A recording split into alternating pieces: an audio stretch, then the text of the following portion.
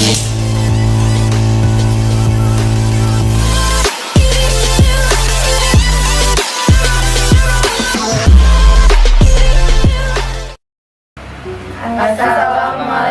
warahmatullahi wabarakatuh. Di sini kami kelompok 2 akan mempresentasikan tentang prinsip legal etis pada pengambilan keputusan dalam konteks keperawatan, aspek hukum dan keperawatan. Baiklah, di sini kami akan memperkenalkan diri kami. Pertama, saya Dea Febrina sebagai moderator. Saya Nadia Putri Syahadat. Saya Nadia Amanda. Saya Ina Nadia. Saya Donatria Mandri. Saya Widya Tirta Baenge. Saya Resalia Kasih. Saya Indu Putra Aldayanto. Baik, di sini kami akan memulai presentasi kami. Baiklah, di sini saya akan menjelaskan mengenai prinsip-prinsip etika keperawatan. Yang pertama ada otonomi atau autonomi, yang merupakan prinsip otonomi yang didasarkan pada keyakinan bahwa individu mampu berpikir logis dan mampu membuat keputusan sendiri.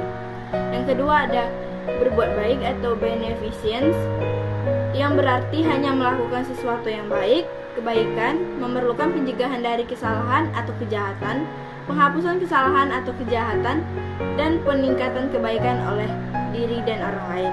Yang ketiga ada justice atau keadilan. Prinsip keadilan dibutuhkan untuk tercapai yang sama dan adil terhadap orang lain yang menjunjung prinsip-prinsip moral, legal, dan kemanusiaan. Yang keempat ada tidak merugikan atau non-maleficence. Prinsip ini berarti tidak menimbulkan bahaya atau cedera yang tidak psikologis pada klien. Selanjutnya ada kejujuran. Prinsip ini berarti penuh dengan kebenaran. Nilai ini diperlukan oleh pemberi pelayanan kesehatan untuk menyampaikan kebenaran pada setiap klien dan untuk meyakinkan bahwa klien sangat mengerti. Selanjutnya ada menepati janji atau fidelity. Prinsip fidelity dibutuhkan individu untuk menghargai janji dan komitmennya terhadap orang lain. Perawat setiap pada komitmennya dan menepati janji serta menyimpan rahasia klien. Selanjutnya ada kerahasiaan atau confidentiality.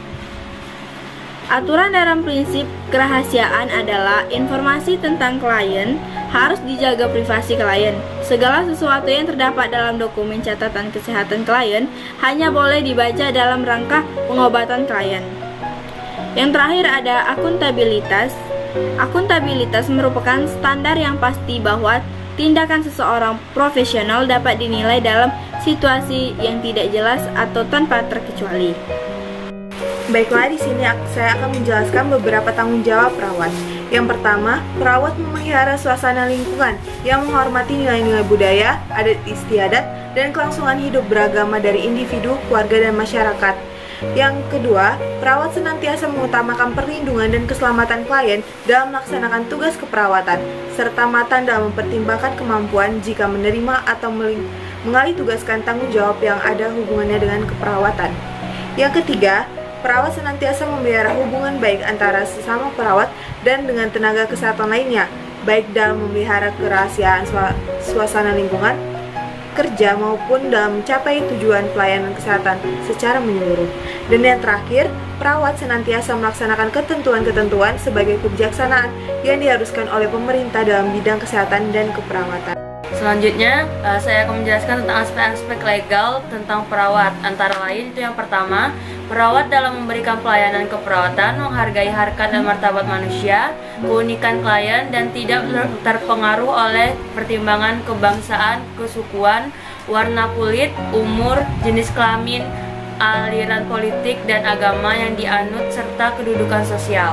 Yang kedua, itu perawat dalam memberikan pelayanan keperawatan senantiasa memelihara suasana lingkungan yang menghormati nilai-nilai budaya, adat istiadat, dan kelangsungan hidup beragama dari klien. Yang ketiga, tanggung jawab utama perawat adalah kepada mereka yang membutuhkan asuhan keperawatan. Dan yang keempat, perawat wajib merahasiakan segala sesuatu yang diketahui sehubungan dengan tugas yang dipercayakan kepadanya kecuali jika diperlukan oleh yang berwenang sesuai ketentuan hukum yang berlaku. Kemudian saya akan menjelaskan mengenai tahap-tahap pengambilan keputusan. Tahap-tahap pengambilan ini ada 6, yaitu yang pertama mengidentifikasi masalah, yang kedua mengumpulkan data masalah, yang ketiga mengidentifikasi semua pilihan atau alternatif, yang keempat memikirkan masalah etis secara berkesinambungan. Yang kelima membuat keputusan, yang enam melakukan tindakan dan mengkaji keputusan dan hasil evaluasi tindakan. Selanjutnya faktor-faktor yang mempengaruhi pengambilan keputusan etis dalam praktik keperawatan. Yang pertama, faktor agama dan adat istiadat. Yang kedua, faktor sosial. Baik, faktor yang selanjutnya, yang ketiga faktor iptek. Yang keempat ada faktor legislasi dan keputusan yuridis.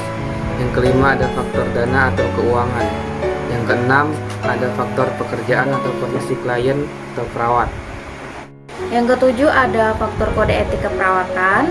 Sekian presentasi dari kelompok 2. Saya sebagai perwakilan kelompok 2 mohon maaf jika ada salah kata.